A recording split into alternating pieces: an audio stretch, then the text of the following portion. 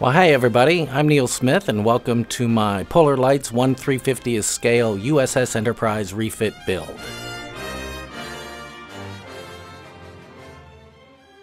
April 22nd, 2018. This weekend marked the end of major construction on my Polar Lights 1/350 scale Enterprise Refit model.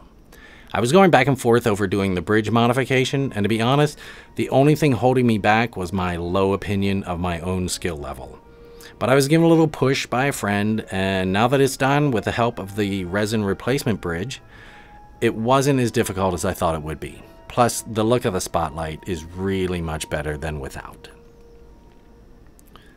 Once the bridge was glued securely in place, I did a final lighting test with everything plugged into the board. Everything still works and blinks when it should and lights up when it should and makes all sorts of happy noises. Man, is this thing big when it's almost put together. And yes, I know the cells are upside down. They're just sitting there and not actually connected to the pylons. May 3rd, 2018. Over the course of this project, I've gotten so much better at puttying and sanding. The seams in the secondary hull were pretty typical from what I've seen and read and weren't that much of a problem to handle. The saucer edges need to be filled here and there. Not much likely from the saucer side seam, so I'm considering myself lucky there. But I've still got a bit of putty work that needs to be done over the next few days. The only real tough part was the panel lines between the secondary hull walls and the fan tail. I've got it all smoothed out, but I need to rescribe a bit of the panel lines. I think I should probably wait until after I put the primer coat on it to see better where I need to scribe and where I don't. May 8th, 2018. Have I mentioned before that I really like Orbital Drydock's paint masks? These things are great. I don't know how I would ever get this thing painted without them. And there's something really relaxing about masking all the little windows. Very tedious, but seriously also very relaxing. I primed the saucer, and once primed, I could see the defects and seams in my construction. There really wasn't much, with the exception of around the bridge.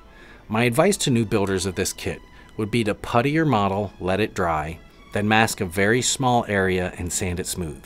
Then remove the masks, mask another small area, and sand away. It's time consuming to be sure, but there's no real other way to preserve all the little details in the model. After puttying and sanding, I hit it with another light coat of primer to check my work. I still have an area along the side of the bridge to smooth out, but other than that, I think the saucer is ready for a base coat. I've also been working on the deflector housing. I've had the dish all frosted with Krylon frosted glass for a while now, and so it was now time to start on the little white spokes. I used 1/64 inch graphic tape that I found on the internets, and it went really well.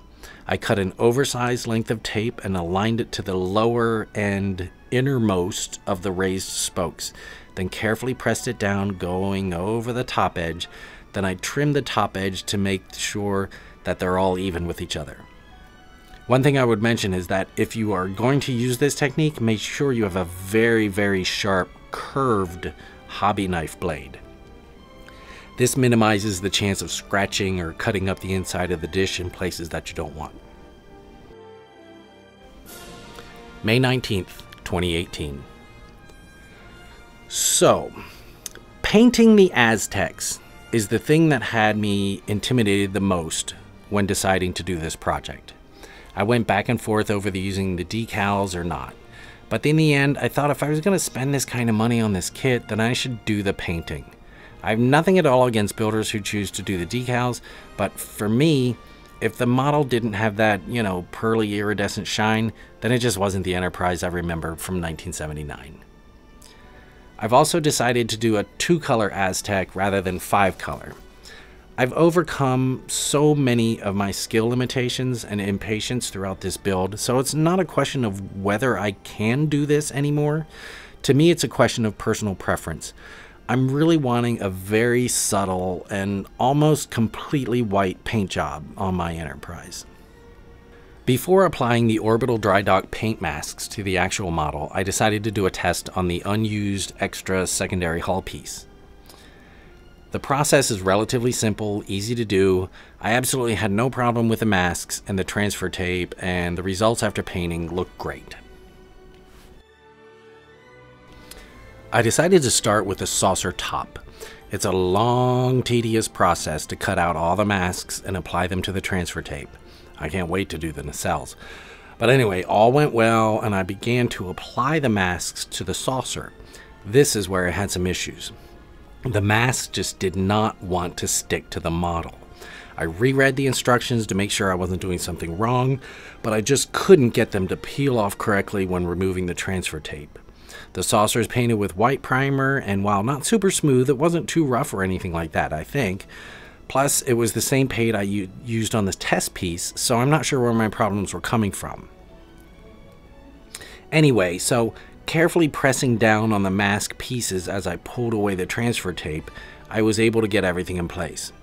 I certainly hope the other masks stick better than the saucer top did.